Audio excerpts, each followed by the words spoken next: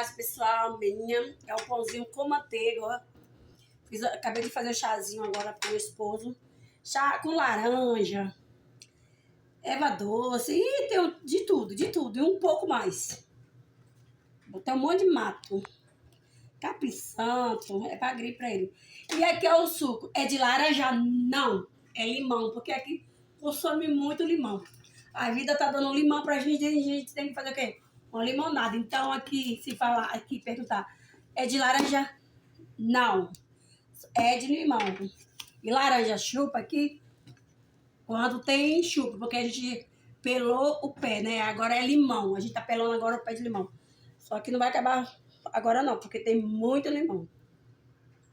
Beijo, pessoal. Tô fazendo essa cara assim, porque o limão é azedinho mesmo, né? Ó, Jarra, essa aqui é 4 litros. 4 litros, ó.